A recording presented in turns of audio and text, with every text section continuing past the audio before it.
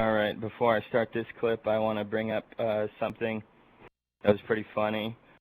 Some 343 fanboy didn't like my video talking about Atriox's origin, and he made some counter-arguments.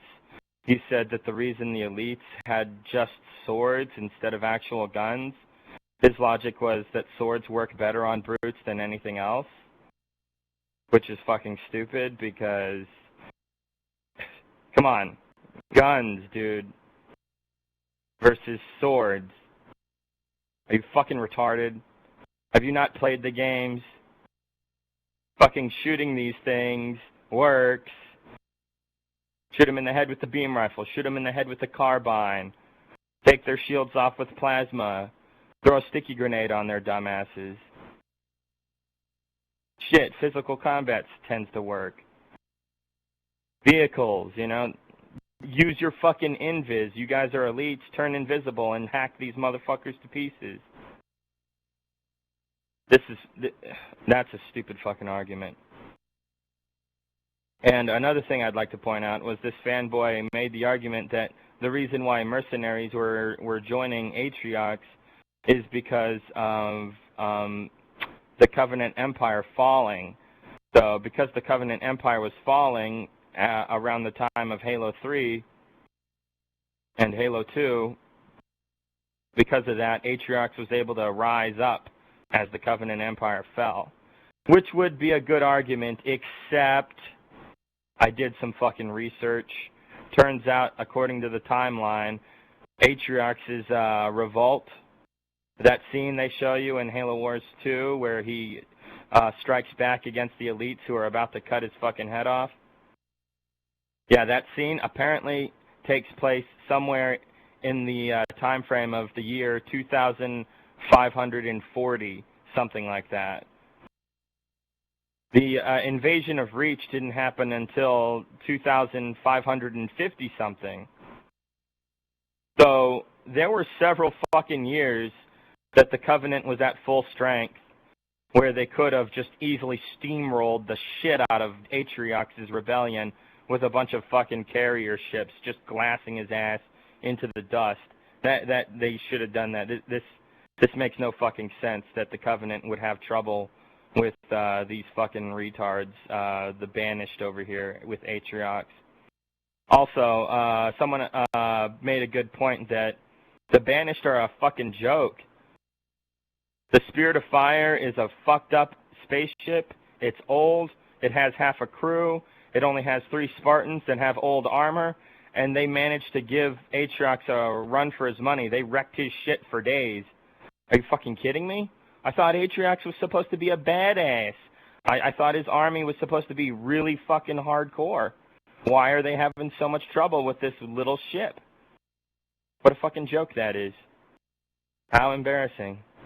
Anyway, on with the video. I'm going to point out more stupid shit about 343 and how they're terrible with the lore. Excuse me, I still got that cough. Check it out, watch.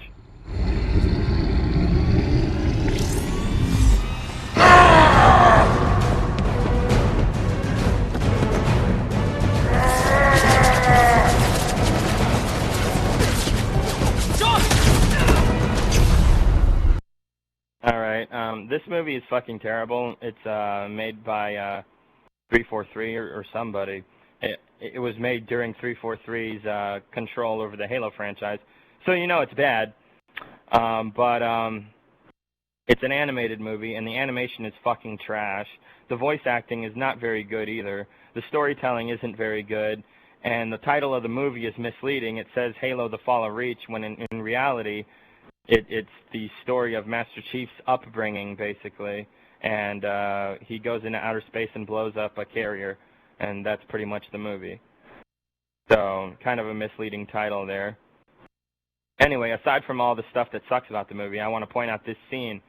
That elite is wearing Julian Dama's fucking Storm Elite power armor.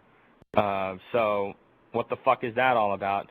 This movie is supposed to take place during Reach, during the invasion of Reach. So, what the fucking fuck, man? Why does this elite look like that? Shouldn't he be wearing standard Covenant Elite armor, you know? But no, he's wearing 343's gay-ass Elite wife-beater armor, you know, the armor that Jewel and Dama's elites wear, you know? So this is fucking stupid. It's totally inaccurate, and we shouldn't be seeing this shit, but this is how it is. This is how 343 is. They don't care about details when it comes to the lore. So I'm just pointing this out because a lot of dumbass 343 fanboys think that 343 is amazing at storytelling, even though Halo 4 wasn't that great, and Halo 5 is fucking terrible when it comes to the story. I would even argue Halo 4 is fucking terrible. Its storyline is fucking trash. I mean, honestly, it's just Master Chief trying to uninstall Windows Vista from Cortana. It's this emotional emo thing going back and forth, back and forth, back and forth. It gets fucking old. We've already seen Cortana emotionally spazzing out in Halo 3, and you got to put up with this shit basically 24/7 throughout Halo 4. The voice acting between the actors and whatnot, that was good, but like the plot itself, the story is fucking trash. The Didact is a terrible villain. Fucking Space Voldemort over here, you know. He was terrible. He was like Marvel's. He was like on a level of Marvel supervillains, you know. You ever see the Marvel, the Disney Marvel fucking cinematic universe movies? You know, Iron Man, Avengers, that shit. Like, you see those movies, and a lot of the villains in those movies are fucking trash. Like that elf dude from Thor 2, or, I don't know, the bad guy from Iron Man 2. Yeah, basically, the Didact is on par with those guys as far as decent villains go. So he's pretty fucking terrible. And the librarian thing just made things confusing and retarded.